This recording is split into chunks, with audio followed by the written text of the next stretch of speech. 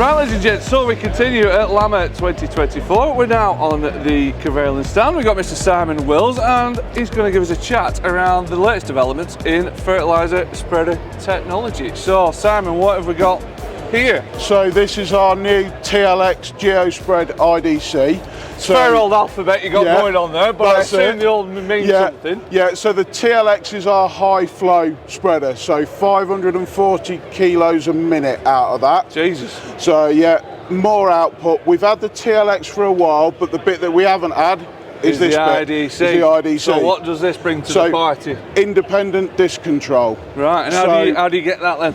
We're running now with a hydraulic drive. Yeah. So power beyond on the tractor.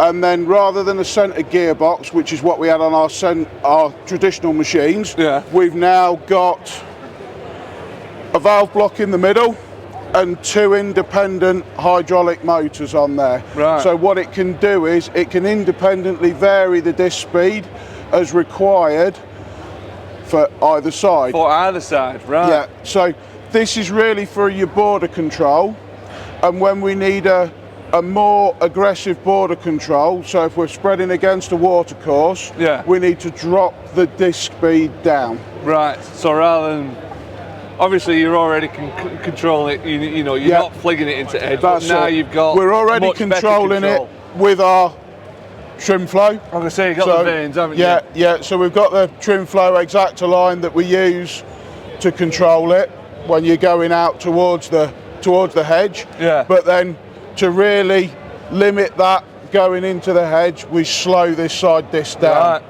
So we've got good control over direction and how far we're chucking it as well. That's it. Right. Yeah. The other thing with the iDC, would you reduce the rate on that side? If this is up against the hedge, drop that rate we can drop that rate a little bit if we need to. The other thing with the iDC, what we're seeing in the field is it's allowing customers to run at a bit less engine revs, because obviously they're not having to maintain that tractor RPM for PTO speed. Because the power beyond's taking care of that. Exactly. And if your revs go up or down a bit, that in theory should maintain. You don't get the variation. Yeah. The other things that we've done, with obviously constant evolution now, a bit better for cleaning. All right. So lifts up nicely clean under your there. weigh cells under there. That's it, weigh cells under there. And we've also removed some of the guarding around the dosing cup area. If you look to that machine over there, you can see it's got a big plastic guard around there. Right, so let's have a look.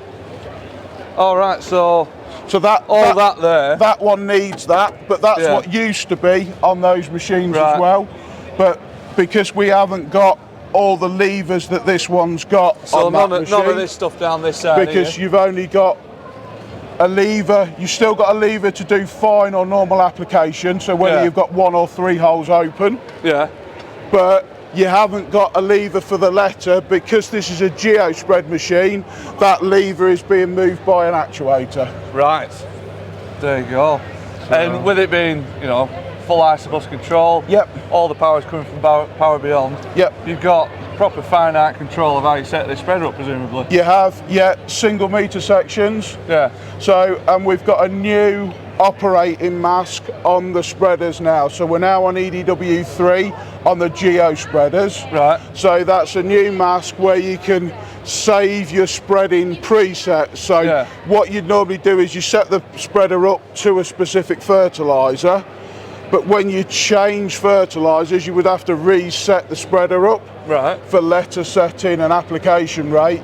You can now save those as like jobs. Like a profile type thing, And like I say, comes with all the toys that the Geospread That's it, single meter sections, multi-rate ability. So if you're doing variable rate, you've got the option then to spread at a different rate either side with a multi-rate. It will also, if your squares on your map are small enough, then it can even average out over those squares to then spread a rate, because we can only do a rate left and a rate right. There's no way of going, no, you can't that's got to do. But it has got the ability there to be able to go, it needs to do 50 kilos a hectare there, 100 kilos a hectare there. Well, I can average those two out to 75 and I'll spread 75 across them both. That's what the multi-rate control does. Good stuff. Well, Simon, thank you very much for talking about that. Thank you very much. Spot on as ever. Thank you. Nice one.